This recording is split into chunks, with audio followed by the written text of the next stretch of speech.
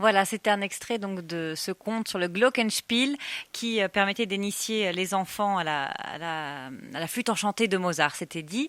Alors, Julie Boutros, pardon, vous avez créé, oui, on doit souvent faire la faute Oui, ici au oui, Liban. c'est pour ça que... Vous avez créé le mini conservatoire Amadeus ici au Liban. Alors, donc, ce genre de conte, est-ce que vous pouvez nous réexpliquer comment il est utilisé, qu'est-ce qui est utilisé, à quoi ressemblent plus vos cours?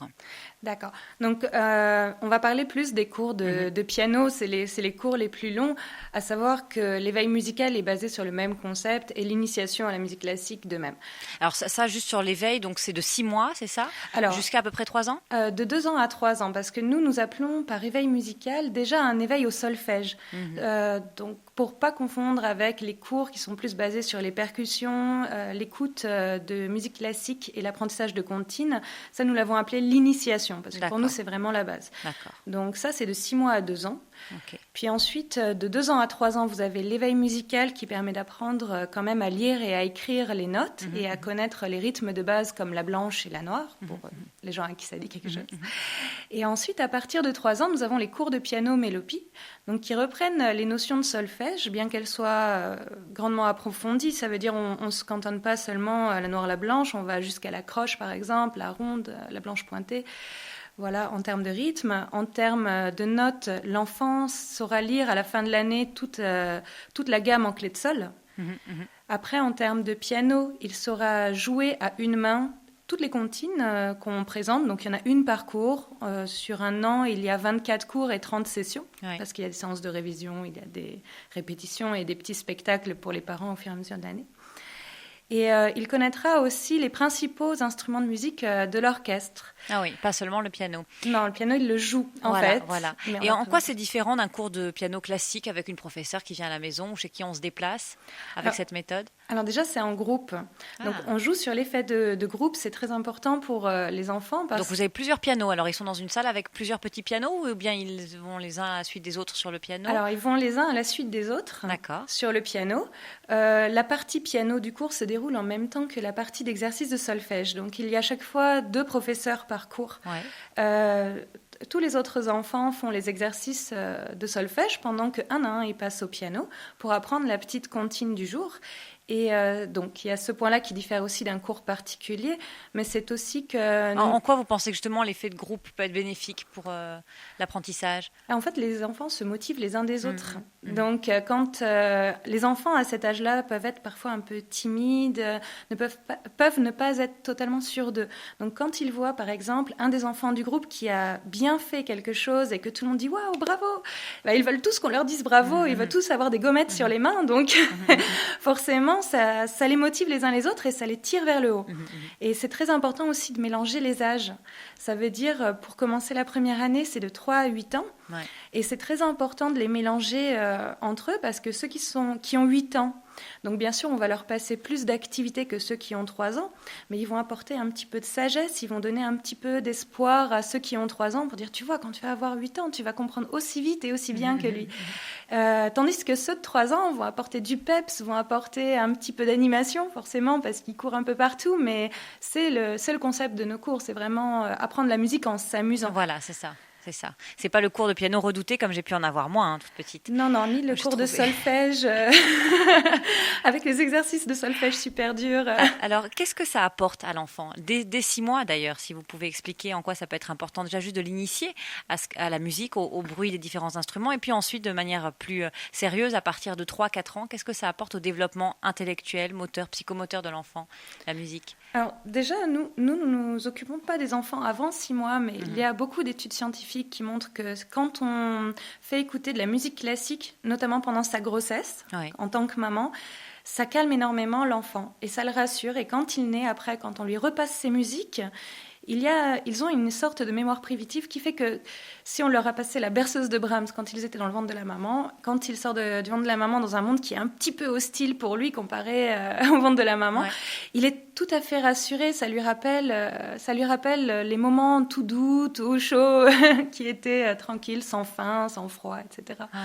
Voilà, donc nous occupons pas des enfants si jeunes, nous nous occupons à partir de 6 mois. C'est quand même tout petit. Ah oui, mais ils ont une grande capacité d'écoute déjà Ouais. à cet âge-là. Mhm, Donc, mhm. on a l'impression qu'ils font rien, on a l'impression qu'ils n'écoutent rien. Mais on sent qu'ils sont rassénérés. Donc, ça, c'est quand on parle de l'hypocète, ce qu'on fait écouter des morceaux plutôt lents, tels que la berceuse de Brahms. C'est l'extrait que vous m'avez donné ? Oui, si vous voulez. On peut se l'écouter maintenant. Oui, voilà, comme ça donnera, ça donnera un peu une idée. Allez, on s'écoute ça.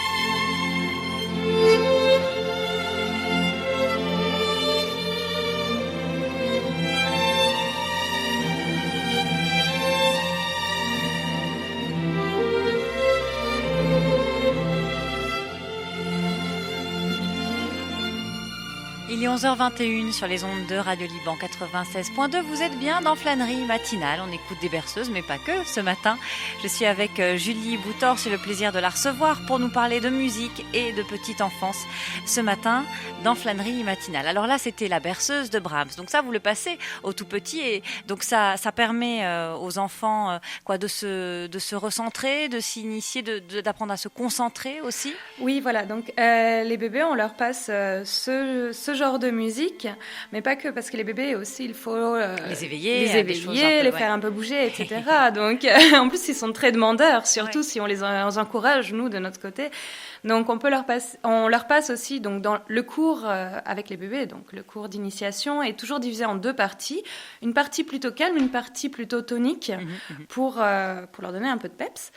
Et donc, ça leur permet de s'éveiller, de travailler un petit peu sur le côté émotionnel, de ressentir les choses, de la même manière que c'est à cet âge-là qu'ils apprennent les différentes textures, les différentes couleurs. Donc, vous essayez d'associer les sons, les couleurs, les textures, enfin de les éveiller, quoi.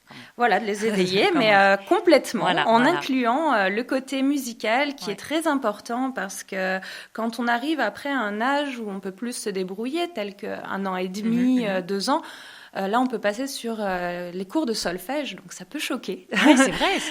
Ça peut choquer de dire qu'on donne des cours de solfège aux enfants d'1 an et demi, mais ils en sont totalement capables. Donc, à 1 an et demi, un enfant, il sait faire un puzzle en bois.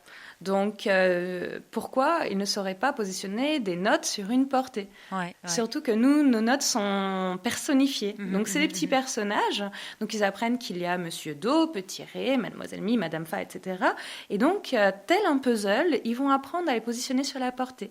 Ce qui fait qu'après, ils sont totalement capables, si on leur montre une partition, en fait, de savoir que c'est une partition et que ce sont des notes de musique. Et surtout, ils savent les lire. Voilà, ils sont familiarisés. Ah oui, ils savent les lire. Ouais. Alors, ils ne sauront pas écrire d'oreille encore à cet âge-là, il ne faut pas exagérer.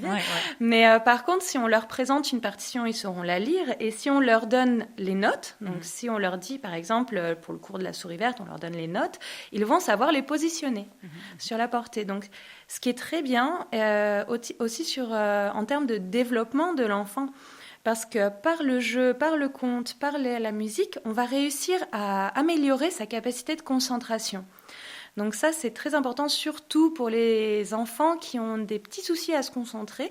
Donc à cet âge-là, c'est normal, hein, rien de grave. À cet âge-là, on estime que les enfants peuvent se concentrer environ 10 minutes sur la même chose, pas plus. Donc grâce à ces jeux et cette musique, on va pouvoir améliorer cette capacité de concentration.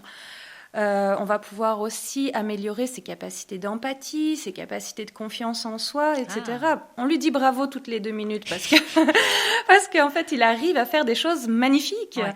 À 1 an et demi, à 2 ans, un enfant qui va vous écrire la souris verte sur une portée. Donc, il faut savoir que nous, c'est un tapis porté. Donc, c'est immense. Hein, c'est dimensionné exprès pour les enfants. Quand on va voir qu'il peut écrire cette partition, qu'on va lui dire bravo avec des petites étoiles dans les yeux, c'est magnifique en fait. Donc l'enfant sent cette fierté qu'on a de lui-même et ça l'aide énormément. D'ailleurs, donc sur notre site internet, on a mis plusieurs références bibliographiques et j'aimerais bien partager avec vous la dernière que j'ai mis en date. Donc c'est un conservatoire international extrêmement reconnu au Canada qui a publié un résumé de toutes les conclusions des dernières recherches scientifiques qu'il y a eu lieu les 20 dernières années par des spécialistes des neurosciences, des pédiatres, etc. Donc, c'est vraiment des médecins qui s'y sont intéressés. Voilà. Et donc, ils ont sorti des chiffres mesurés comme quoi une éducation musicale de qualité, par contre, donc... Voilà, il faut bien choisir son éducation musicale. Augmenter en moyenne, donc c'est même pas un maximum ni un minimum, en moyenne de 20% les résultats scolaires par rapport à des enfants qui n'en auraient pas suivi.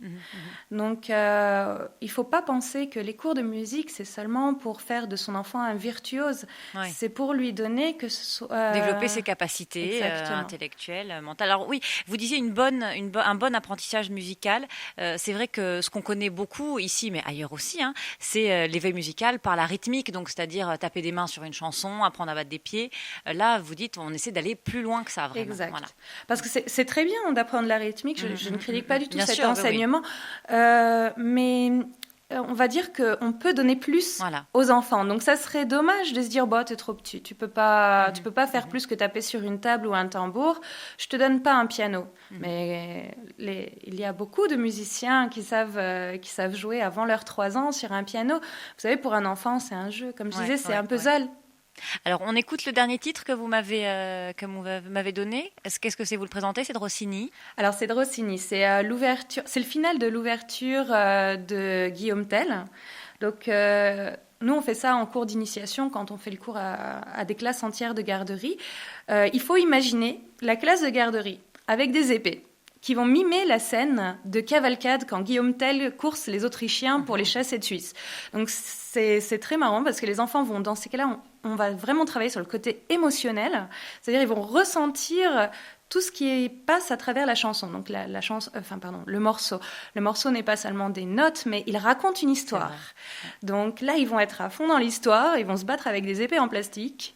Et ce morceau-là, vous le connaissez forcément, ça va forcément vous parler. Vous parliez de garderie, donc juste après, justement, on dira un mot sur la manière dont vous enseignez ça aujourd'hui et du conservatoire que vous êtes en train de créer, des locales que vous êtes en train de chercher, des enseignants aussi. Restez avec nous. D'accord.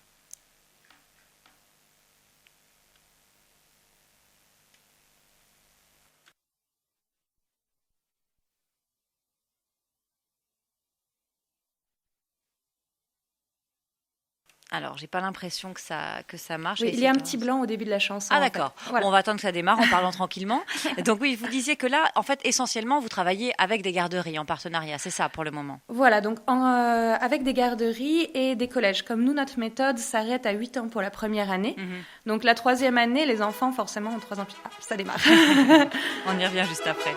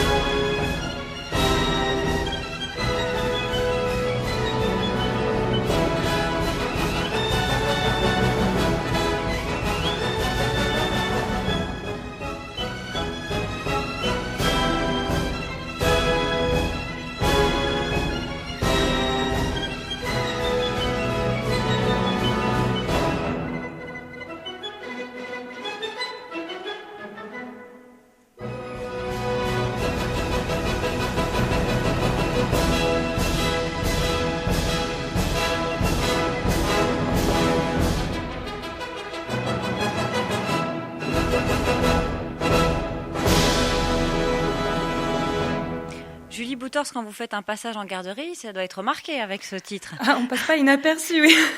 Surtout qu'on on en a pour toute une année scolaire, en fait, des titres comme ça. Donc, alors oui, oui, ce que vous disiez juste avant, c'est que, alors pour l'instant, vous travaillez essentiellement avec des garderies, c'est ça? Alors, pas seulement, on a aussi des collèges, parce qu'en fait, comme les cours de piano accueillent un public de 3 à 8 ans pour la première année, oui, c'est vrai. Sachant qu'il y a 3 années, on va aussi dans les écoles. D'accord. Par exemple, l'école qu'on a ouvert cette année, enfin, l'école dans laquelle nous avons ouvert cette année, c'est le collège élite. Donc là, on a des enfants jusqu'à 7 ans. D'accord, voilà. D'accord. Et les garderies, c'est lesquelles, par exemple, avec lesquelles vous travaillez? Donc les garderies, on en a un petit peu de Beyrouth jusque dans un peu le nord. Donc on a par exemple l'Académie des bébés à Sinelfil, on a Bébé Sucré à Antélias. Il n'y a pas que des garderies parce qu'on a aussi l'Institut français à Jounier qui héberge nos cours. Donc il y a aussi vers Caslick Nursery. Donc comment font les parents qui nous écoutent et qui ont envie d'initier leurs enfants à cette méthode grâce à vous? Alors est-ce qu'il faut qu'ils démarchent les garderies? Est-ce qu'ils peuvent... Alors en fait ils peuvent prendre totalement... parce que là je n'ai pas cité toutes les garderies parce qu'il y en a pas mal. Oui, les garderies ou les écoles, je veux dire. Mais oui, ou voilà. les écoles. Est-ce qu'il faut forcément faire partie de ces institutions pas forcément. Pour vous connaître? Non. Non, ça veut dire que sur notre site internet, il y a tous les moyens de nous contacter, que ce soit par email ou par téléphone. On va en profiter pour donner le site tout de suite, comme vous en parlez. Ouais. C'est quoi? www.mini-conservatoire.com. Voilà, donc sur ce site-là, qui est le site officiel, il y a tous les moyens de nous contacter et en fonction des disponibilités des parents, en fonction de... Parfois, ils préfèrent être à côté de leur travail, parfois ils préfèrent aller à côté de leur maison. Nous, on leur indique le lieu d'accueil qui est le plus proche de l'endroit où ils peuvent aller. Voilà, donc après, on leur donne les horaires. Il faut savoir que certains cours n'ont pas besoin d'adhésion à la garderie ou à l'école. D'autres cours, oui. Donc nous donnons tous les détails en fonction... On voit vraiment avec les parents comment on peut s'arranger pour aller au mieux en fonction de leur disponibilité. Et là, ce que vous cherchez en ce moment, c'est un local pour ouvrir ce mini-conservatoire, qu'il est un local pour accueillir les enfants donc de manière plus régulière et plus libre, c'est ça ou... Oui, tout à fait. Parce qu'en fait, très vite, nos élèves quittent les garderies. Donc, ou alors, dans les écoles, ça va, ils arrivent à finir le cursus, mais... Le pire, c'est dans les garderies, ils font 1 an de piano et après, ils aimeraient tellement continuer la 2e et la 3e année. Malheureusement, les horaires de la garderie ou son emplacement ne correspondent pas vraiment avec l'endroit où ils vont aller à l'école. Ouais. Donc, nous allons ouvrir idéalement le 21 juin pour fêter en même temps les 30 ans de Mélopie. Notre propre conservatoire. Donc là, on cherche un local aux environs de Jdeïde parce que c'est situé à mi-chemin entre Beyrouth et Jounier, qui sont nos principaux points d'intervention. Alors, si vous avez des locaux à louer, n'hésitez pas à contacter Julie parce que vous me disiez que c'était pas facile. Souvent, vous cherchez quelque chose autour de 100 mètres carrés et quand on entend dire que c'est un conservatoire, les gens sont pas ravis de vous accueillir. Parce qu'en fait, les gens pensent que ça fait énormément de bruit. Donc, j'ai beau expliquer que nous, on n'enseigne que le piano, ce sont des petits enfants, mais suffisamment grands pour être sages, ou alors ils sont accompagnés de leurs parents. Donc en plus on commence pas avant 9h, on finit pas après 5h. Donc, mais les gens sont un petit peu réticents parce que je pense qu'ils ne connaissent pas vraiment ce que c'est comme... Bon, l'éveil musical, que ce soit avec nous ou avec d'autres, ça fait que très peu de temps que ça a du succès au Liban, que les gens s'y intéressent. En fait, donc je pense que c'est parce que le concept n'est pas encore bien connu. Alors vous cherchez autre chose aussi, des enseignants, c'est ça? Voilà, je vous laisse en parler. Voilà, donc je cherche aussi des enseignants parce que l'an prochain, nous allons ouvrir encore des nouvelles classes chez de nouveaux partenaires. Et donc je cherche des gens qui ont à la fois des notions de musique. Donc par contre, il faut avoir des notions théoriques de la musique puisqu'on l'enseigne. Mais par contre, qui aiment bien les enfants, les très petits enfants, qui sentent qu'ils auront le dynamisme pour aller les chercher dans leur monde, pour aller vers le monde de la musique sans les frustrer ni rien. C'est-à-dire, nous, on fait vraiment un accompagnement total des enfants. Donc, si quelqu'un se sent prêt à rentrer dans notre monde plein de musique. Voilà. Très bien. Eh bien, merci beaucoup, Julie Boutors, d'être venue nous en parler ce matin. Est-ce que vous avez quelque chose à ajouter? Je pense qu'on a à peu près tout dit. On a à peu près. Est-ce que vous faites toujours du violoncelle? Alors en fait, j'en fais toujours forcément pour les cours, puisqu'il y a un de nos cours qui est basé sur le carnaval des animaux de Saint-Saëns. Donc je joue le carnaval des animaux, notamment le cygne de Saint-Saëns aux Alors enfants. là, oui, c'est ça. C'est-à-dire que là, vous nous avez passé des morceaux, donc ce sont des bandes sonores, mais l'idée, c'est qu'au maximum, vous puissiez jouer des instruments Exactement. en direct, en fait, en live. En live. Oui, bah chaque cours, en fait, on ramène un nouvel instrument de musique que les enfants ont le droit de toucher, Le d'essayer. violoncelle, c'est impressionnant.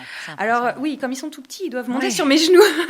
Mais bon, sur le site Google+, qui est référencé sur notre site officiel, on voit les photos des enfants quand ils arrivent à attraper l'archet, à attraper les cordes. C'est génial. Puis ils sont contents qu'on leur donne aussi cette confiance. C'est précieux. Ça veut dire, on leur dit, tu es un grand maintenant. Tu as 1 an et demi, tu as 2 ans, mais tu es un grand. Tu vas pas le casser, tu vas y aller doucement et ça va marcher et on va te laisser le jouer avec l'instrument de musique.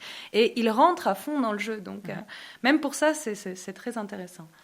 Écoutez, merci beaucoup. Donc Julie Boutors, le site internet, on l'a donné www.mini-conservatoire.com. Tout à fait.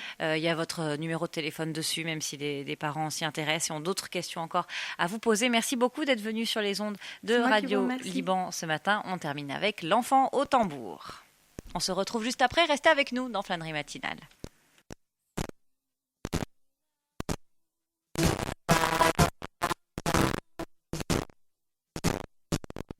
Petit tambour sans